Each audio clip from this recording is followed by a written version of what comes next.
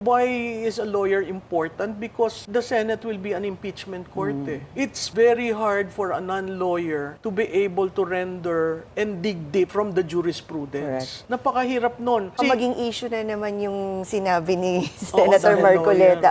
Ito pong mahirap kasi kung wala po tayong legal background dito.